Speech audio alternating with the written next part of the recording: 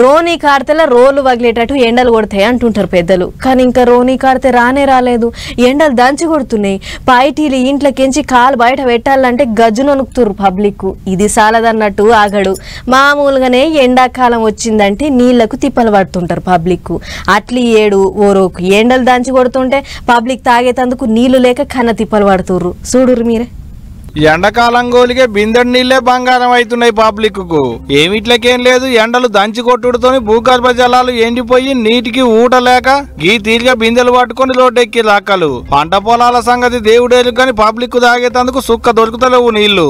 అందుకనే సిద్దిపేట జిల్లా కోహెడ మండలంలో ఉన్న పెద్ద సముద్రాల ఊళ్ళో ఉండేటి ఆక్కలంతా ఖాళీ బిందెలు పట్టుకుని రోడ్లెక్కిర్రు. అటు ఏపీలున్న అనంతపురం జిల్లాలో కూడా గిదే కథ. ఆడ కూడా అంతే, తాగేతందుకు నీళ్లు ఇయ్యి మహాప్రభు అనుకుంటా గిట్ట రోడ్డు మీద ఎక్కి నిరసనలు చేసిర్రు అక్కలు. మమ్మల్ని ఎవరు పట్టించుకోవడమే లేదు. మున్సిపల్ కమిషనర్ మాకు న్యాయం చేయాలని కోరుతున్నాం సార్. మా పరిస్థితి చూడండి. పండుగ టైంలో పెద్దలకు మేము కూడా పూజ చేసుకోవాలి కదా, నీళ్ళు లేవు, పడుకోలేదు.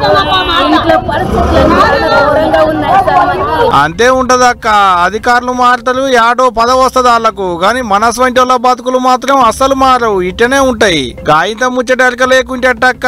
అయినా మన బాధలు వాళ్ళకి అక్కెలకొచ్చేటి కాదు కదా మరి, అందుకనే ఎవరు పట్టించుకుంటలేరు. నీళ్లను కొనుక్కొని తాగాల్సి వస్తుందట పాపం. బిందె నీళ్లకు 10-15 రూపాయల వరకు వసూలు చేస్తుందట.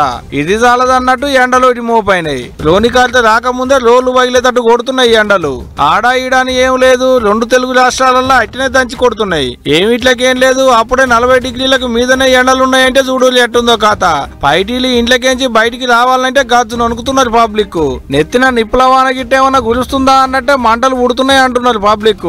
మకాలు కడుక్కోవడానికి అది ఇంటి అవసరాలకు కూడా చాలా ఇబ్బంది పడుతున్నారు. తాగడానికంటే ఇట్లా నీళ్ళు కొనుక్కుంటారు, అవసరాలకు కానీ కొనుక్కోవాలంటే ఏడైతుంది. వారం రోజులు ఇస్తారు, కనీసం వాటర్ ట్యాంక్ రిపేర్ చేస్తే అదన్నా మాకు పరిష్కారం అవుతుంది. ఇంతమంది కౌన్సిలర్లు మారినారు కానీ కనీసం వాటర్ ట్యాంక్ రిపేర్ చేయలేకపోయినారు. గిట్టోలోకు ఎండల వేడికి భూగర్భ జలాలు తగ్గుడుతోని పబ్లిక్ కు నీళ్ల తిప్పలు. ఈ ఎండాకాలం వెళ్ళిందనక పబ్లిక్ కు గోసే ఉన్నట్టుంది పోండ్రి చూస్తుంటే.